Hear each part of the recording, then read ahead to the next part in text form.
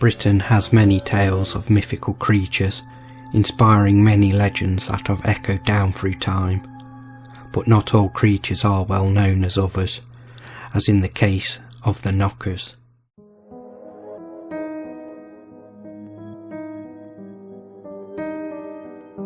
The origin of these gnome-like creatures is unknown for certain, but they seem to have come from the mines of Cornwall in the late 1600s onwards. Cornish miners then believed that the Knockers beckoned to them towards finding rich veins of tin and other valuable stones.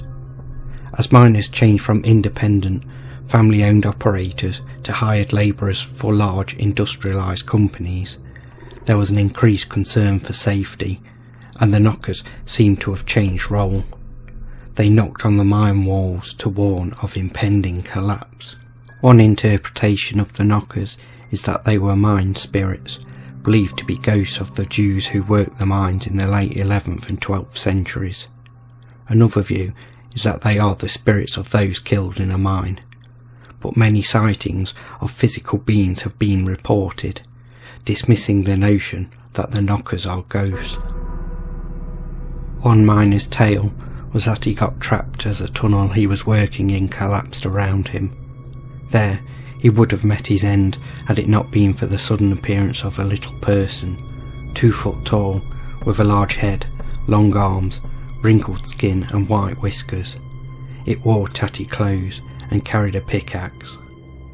This creature was said to have communicated by tapping on the tunnel wall with its pickaxe, bidding the miner to follow. The creature led the miner out to safety before disappearing again.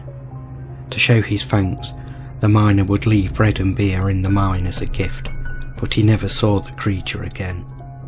Not all tales of the Knockers are so good, as other stories saw them committing random acts of mischief, such as stealing miners' unattended tools.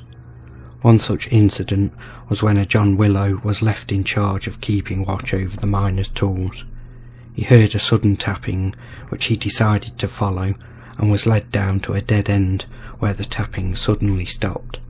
By the time he got back, all the miners' tools were missing. John was fined for each of the missing tools, and whenever he was alone in the mine, he would hear the tapping, mixed with a mocking laughter. A darker tale is that of Tobias Smith, who is said to have been tormented by a particularly nasty knocker. Tobias was a joyful character and enjoyed whistling while he worked. His whistling caused offence to one knocker, who began to throw stones at Tobias to stop him. Stones were not enough to deter Tobias, who continued whistling while he worked, so the knocker blew out his candle. Tobias was left in complete darkness, and as he fumbled about, he was grabbed by cold clammy hands, which roughly spun him around so that he lost all sense of direction. Then the candle was suddenly relit to reveal a wrinkled face grinning right at him. Tobias was found hours later, mad with terror and unable to speak.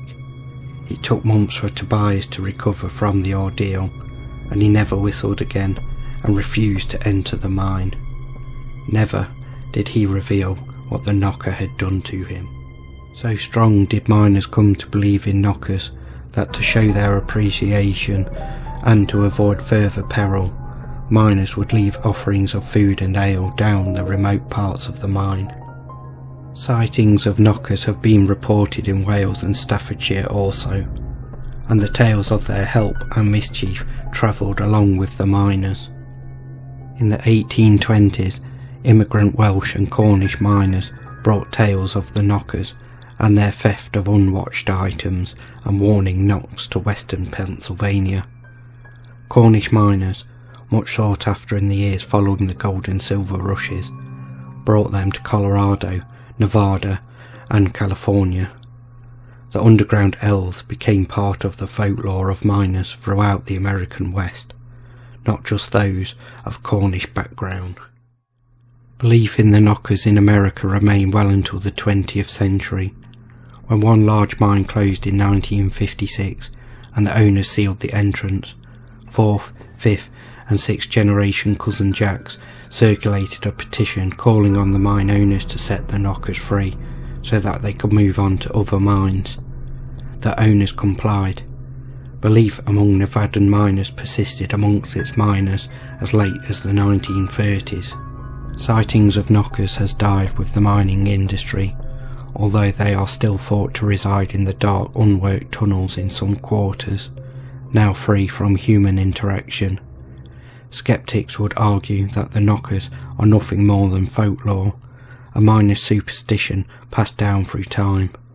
But ultimately, it comes down to, do you believe?